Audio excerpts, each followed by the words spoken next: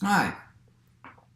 Just a few words this time about Exodus chapter 20, actually 19 and 20, and we're probably going to slop over a little bit into Deuteronomy, but unfortunately, this is the last one we're going to do on the Pentateuch because we got to keep rolling. We're already into the former prophets, and so the next few are going to be about Joshua, Judges, Samuel, and Kings, and we're kind of finished with the Pentateuch at this point. But I do want to highlight just a couple of things very quickly about Exodus chapters 19 and 20. This is really important material because, as you know, beginning in Exodus chapter 19, when Israel arrives at Mount Sinai, all the way through to Numbers chapter 10, everything in that part of the Torah is set at Mount Sinai. So about half of the book of Exodus, all of the book of Leviticus, and the first part of the book of Numbers all take place at Mount Sinai. Now, you probably remember from Bible studies or Sunday school in the past that the people of Israel were wandering in the wilderness for 40 years. Well, the part at Mount Sinai, if you sort of try to figure the chronology by reading between the lines, looks like it's about 2 years at Mount Sinai. And then all of that 40 years of being in the wilderness is summarized in a few chapters in the book of Numbers. So a very significant part of the Torah concerns a very short span of time in this whole narrative, and that is the time at Mount Sinai. So this is really important stuff. A couple of things I want to point out about what God says to the people at Mount Sinai and how that relates to the laws that follow. You know, for those of us within the Protestant tradition, it's very common to distinguish between an Old Testament idea of salvation by works of the law and a New Testament idea of salvation by grace through faith. And Martin Luther, the great reformer, is one of the people who sort of gets credited with popularizing that idea. Actually, it goes way back before him. I mean, St. Augustine, long before Martin Luther, sort of had much the same kind of idea about what the Old Testament says and what the New Testament says. We'll talk a little bit about Paul and Paul's view of the law and the New Testament view of the law when we get there. But one of the things I want to point out about Exodus chapters 19 and 20 and thinking ahead a little bit to Deuteronomy is, I hate to break it to you, but there really is no concept in the Old Testament of salvation by works of the law. I know that sounds kind of strange, but there really isn't. So let's think about it. Let's take a look at the text. In Exodus chapter 19, God is saying to the people of Israel, I will be your God and you will be my people.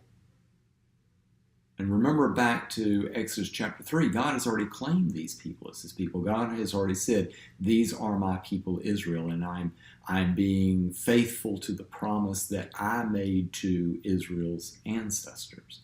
So there is nothing Israel does by following the law that creates either the covenant or that makes them into God's people. They already are God's people. And let's think about it this way. The act of salvation here, being freed from bondage to the people of Egypt and being freed from bondage to Pharaoh, has already taken place before they even get to Mount Sinai or before they even receive the law. So there's not any way that the people can create salvation for themselves by being obedient to the law because they've actually already received it and they haven't gotten the law yet. Let's think about one more thing. The Ten Commandments begin with commandment number 1, you shall have no other gods before me.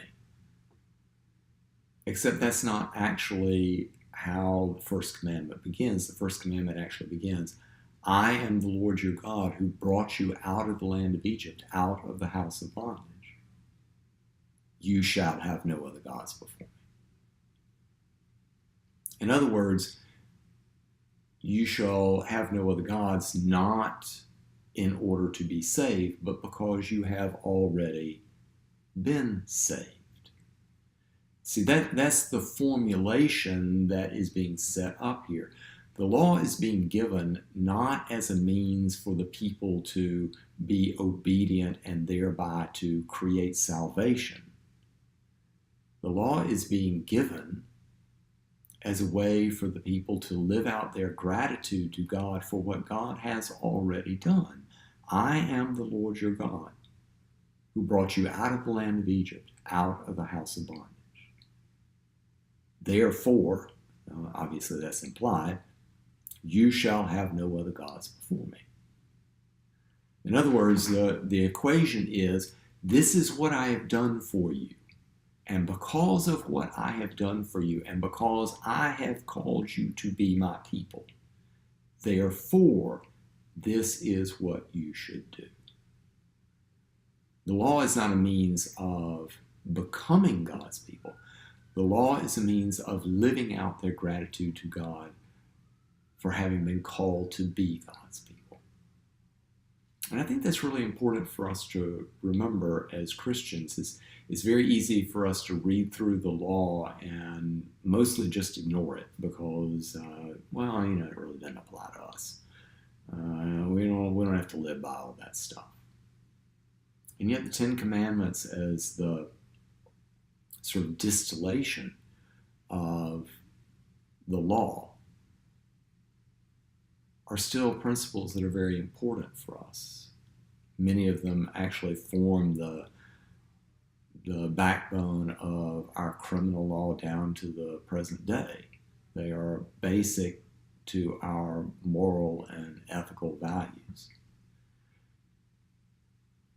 And Deuteronomy also expresses this very clearly. You know, the same commandments, the same 10 commandments are given in Exodus 20 and also in Deuteronomy chapter 5. But on through the first part of Deuteronomy, as you get to the laws themselves in chapters 12 through 26, Moses, as he is depicted speaking to the people of Israel, is very clear, as he says repeatedly through these chapters, that God chose the people of Israel not because they are so good or because they are so special or because they are so capable of keeping the law, but God chose the people in God's grace, and because God was being faithful to the promise God had made,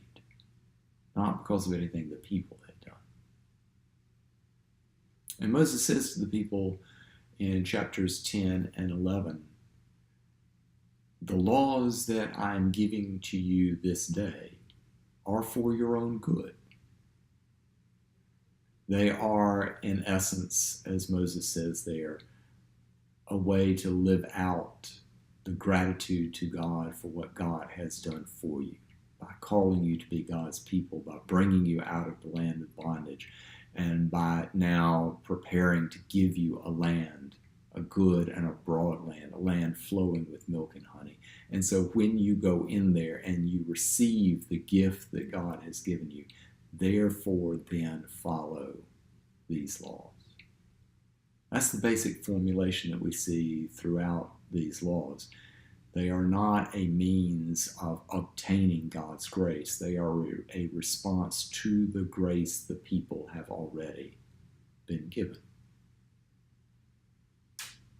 All right, I think that's probably a good way to end our look at the Pentateuch. And so now we'll move on to what happens after the people get into the land.